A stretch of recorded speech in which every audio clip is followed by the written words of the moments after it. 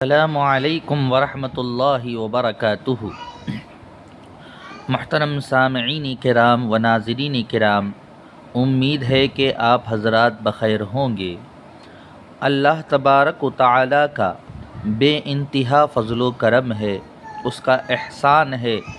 کہ اس نے ہم تمام کو اپنے پیارے حبیب سرکار دو عالم نور مجسم صلی اللہ علیہ وسلم کی امت میں پیدا فرمایا اور آپ کی امتی ہونے اور کہلانے کا فخر اور شرف ہمیں عطا فرمایا، اور ساتھ ہی ساتھ ہمیں علم دین حاصل کرنے کی توفیق عطا فرمائی۔ جیسا کہ آپ حضرات کو معلوم ہے کہ احادیث کا سلسلہ جاری ہے، ہم احادیث کو پڑھتے ہیں، سنتے ہیں، سمجھتے ہیں اور اس کے مطابق عمل کرنے کی کوشش کرتے ہیں۔ اسی سلسلے کو، طریقے کو برقرار رکھتے ہوئے اور بھی احادیثیں ہم پڑھیں گے بلا تاخیر و تمہید کے۔ آئیں پڑھتے ہیں۔ وعنہ رضی اللہ عنہ قال، حضرت عرباض بن ساریہ رضی اللہ تعالیٰ عنہ ہی سے مروی ہے کہ انہوں نے فرمایا، صلی بنا رسول اللہ صلی اللہ علیہ وسلم ذات یوم، ہمارے ساتھ حضور اکرم صلی اللہ علیہ وسلم نماز پڑھے۔ صلی یصلی، نماز پڑھنا، نماز پڑھے ہمارے ساتھ حضور اکرم صلی اللہ علیہ وسلم، رسول اللہ صلی اللہ علیہ وسلم، ذات یوم، ایک دن، ثم اقبل علینا بوجہہ، پھر ہمارے پاس آئے، تشریف لائے، ہماری طرف رخ کیا آپ نے، فوعظنا، پھر ہمیں وعظ فرمائی، ہم کو نصیحت و پندار فرمائی، موعظۃ بلیغۃ، ایک دم بہترین انداز میں وعظ فرمایا ہمارے آقا صلی اللہ علیہ وسلم نے۔ ذرفت منها العیون، دمعت منها الابصار، یعنی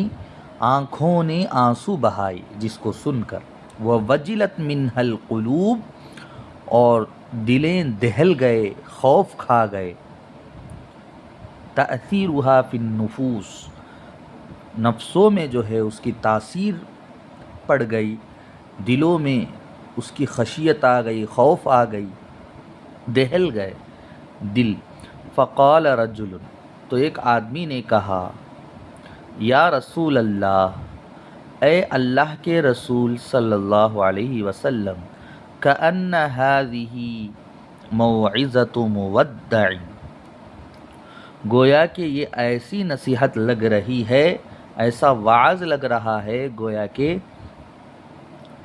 جو ہے وداعی والا ہے۔ ودع یودع تودیعا فهو مودع، موعظۃ مودع، تو ایسا وداعی نصیحت لگ رہا ہے، وداع کرنے والا۔ فاوصنا، پس آپ ہمیں وصیت کیجیے۔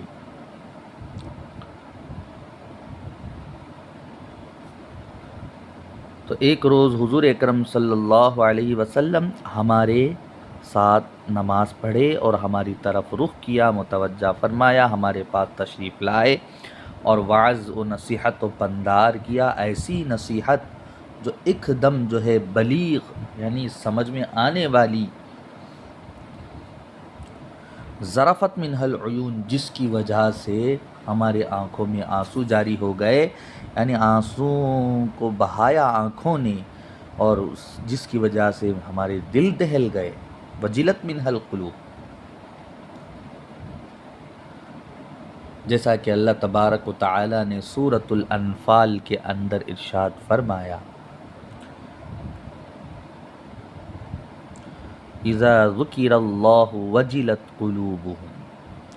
الذین اذا ذکر اللہ وجلت قلوبہم، وہ لوگ جب اللہ کا ذکر کیا جائے ان کے پاس تو ان کے دل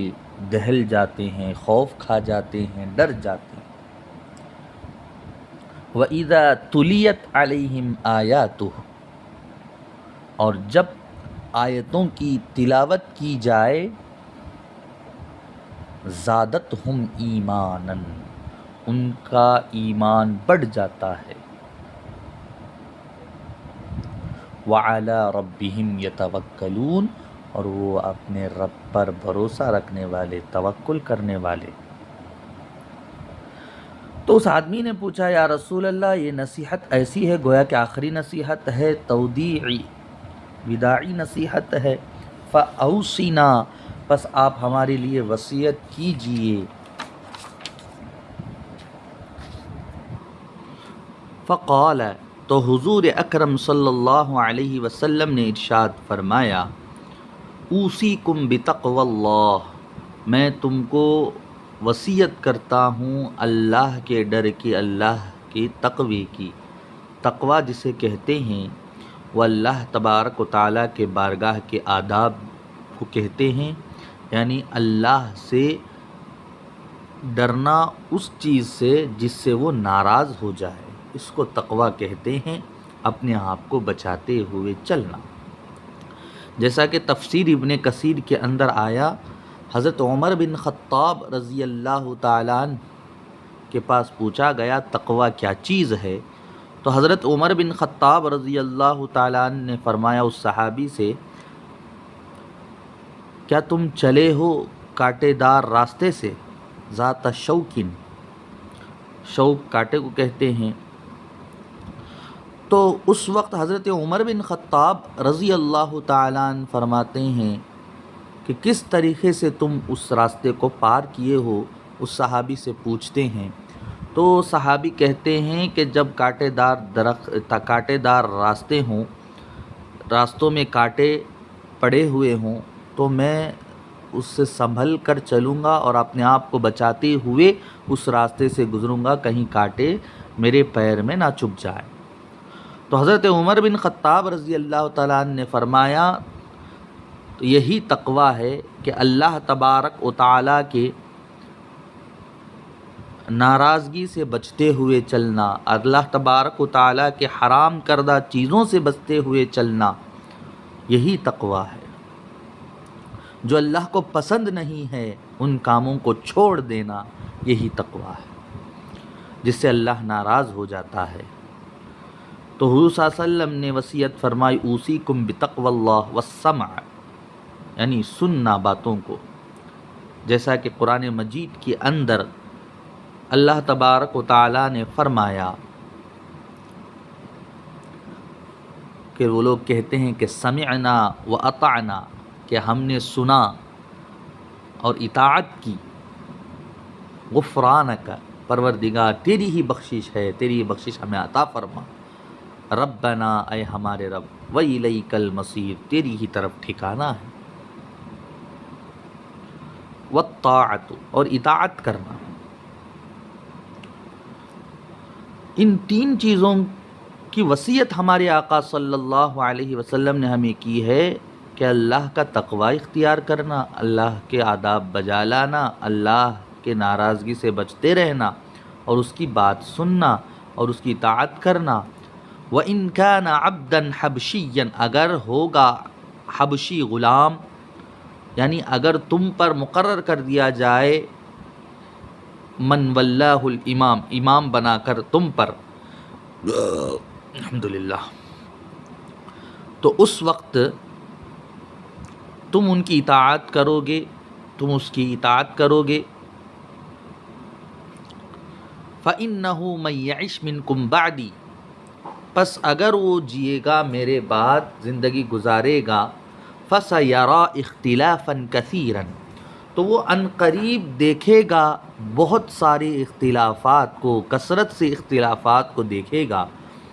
تو حضور صلی اللہ علیہ وسلم نے فرمایا فَعَلَيْكُمْ بِسُنَّتِي، تو تم پر ضروری ہے کہ تم لازم پکڑ لو میری سنت کو، میرے طریقے کو، میرے راستے کو،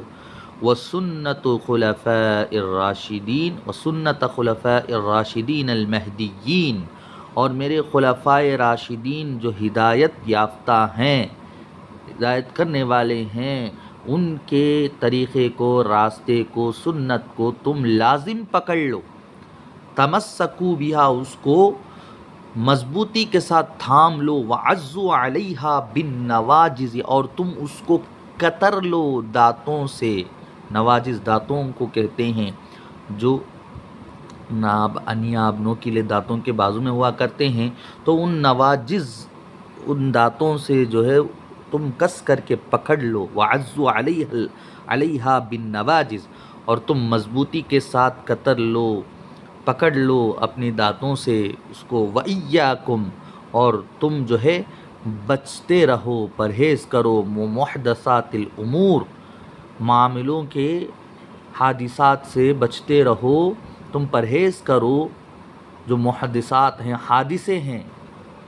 کاموں کے، معاملوں کے جو حادثات ہیں ان سے بچتے رہو، جو نئے طور پر گھڑے جائیں گے، حدوث میں آئیں گے۔ اس لیے کہ فَإِنَّ كُلَّ مُحْدَثَةٍ بِدْعَةٍ، ہر وہ حادثہ بدعت ہے، یعنی جو حدوث میں آنے والا ہے، حادثہ جو ہونے والا ہے، نیا ایجاد جو ہونے والا ہے، وہ سب بدعت ہے، جو برے طور پر ہونے والا ہے۔ اور اچھی چیزوں کے بدعت کو حضور صلی اللہ علیہ وسلم نے یہاں نہیں فرمایا، بلکہ بری چیزوں کے بدعت کے بارے میں فرمایا، وَكُلُّ بِدْعَةٍ ضَلَالَةٍ، اور ہر بدعت جو ہے گمراہی ہے۔ ہر بدعت سے مراد ہر بدعت سیئہ برائی ہے، ضلالہ۔ الا ما خص، نیچے دیا گیا ہے کہ مگر جو خاص کیا گیا ہے وہی جو ہے گمراہی ہے۔ رواہ احمد، تو ہر بدعت گمراہی ہے، تو ان حادثات، بدعت کے حادثات سے وجود میں لانے سے بچو، اور میری سنت کی اتباع کرو، اور میرے خلفائے راشدین کی سنت کو، طریقے کو مضبوطی سے پکڑو، اور تم تھام لو اس کو دانتوں سے۔ رواہ احمد، اس حدیث کو امام احمد نے روایت کیا، اور امام ابو داود نے روایت کی ہے، اور امام ترمذی نے روایت کیا ہے، و ابن ماجہ، امام ابن ماجہ نے روایت کیا ہے، الا انہما لم یذکر الصلاۃ، مگر یہ کہ انہوں نے تذکرہ نہیں کیا نماز کا، ان دونوں نے، انہما لم یذکرا الصلاۃ، ذکر نہیں کیا نماز کا۔ وعن عبداللہ بن مسعود، حضرت عبداللہ بن مسعود رضی اللہ عنہ سے مروی ہے، قال، انہوں نے فرمایا، خط لنا رسول اللہ صلی اللہ علیہ وسلم خطا، ایک خط ہمارے لیے حضور صلی اللہ علیہ وسلم نے کھینچا، ایسے خط کو، ثم قال، پھر فرمایا، ھذا سبیل اللہ، یہ اللہ کا راستہ ہے، ثم خط خطوطا عن یمینہ وعن شمالہ، پھر خطوں کو کھینچا، یعنی لکیروں کو کھینچا دائیں جانب سے اور بائیں جانب سے، یعنی سیدھی طرف اور بائیں طرف، دائیں طرف سے ایک لکیروں کو کھینچا، وقال ھذہ سبل، اور فرمایا حضور صلی اللہ علیہ وسلم نے، یہ راستے ہیں، علی کل سبیل منہا شیطان، اور ان راستوں میں سے ہر راستے پر جو ہے شیطان ہے، یدعو الیہ، جو اپنی طرف بلاتا ہے، مدعو کرتا ہے، وقرأ، اور حضور صلی اللہ علیہ وسلم نے پڑھا آیت کو، وَأَنَّ هَذَا صِرَاطِي مُسْتَقِيمًا فَاتَّبِعُوهُ، اور بے شک یہ میرا راستہ ہے، سیدھا راستہ ہے، مستقیماً، استقامت والا راستہ ہے، پس اس کی تم اتباع کرو، فَاتَّبِعُوهُ، پس اس کی تم اتباع کرو، یعنی اس کے پیچھے چلو، اس راستے پر چلو، وَلَا تَتَّبِعُوا السُّبُلَ فَتَفَرَّقَ بِكُمْ عَنْ سَبِيلِهِ، اور تم جو ہے ان راستوں کی اتباع نہ کرو جو راستے تمہیں الگ کرتے ہیں، فرق کرتے ہیں، جدا کرتے ہیں میرے راستے سے، اس کے راستے سے، یعنی اللہ تعالیٰ کے راستے سے۔ ذَلِكُمْ وَصَّاكُمْ، تو یہ چیزیں جو اللہ تعالیٰ تمہیں وصیت کرتا ہے، جس کی، بِهِ لَعَلَّكُمْ، اس کے ذریعے، جس کے ذریعے تم، تاکہ تم اس سے جو ہے تتقون یا تذکرون، یا کہ تم تقوی والے بن جاؤ یا نصیحت حاصل کرو، الآیہ، آخر آیت تک۔ رواہ احمد، اس حدیث کی امام احمد نے روایت کی ہے اور امام نسائی نے روایت کی ہے اور امام دارمی نے روایت کی ہے۔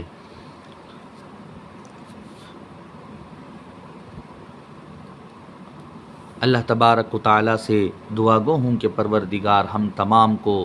کہی ہوئی باتوں پر عمل کرنے کی توفیق عطا فرمائے،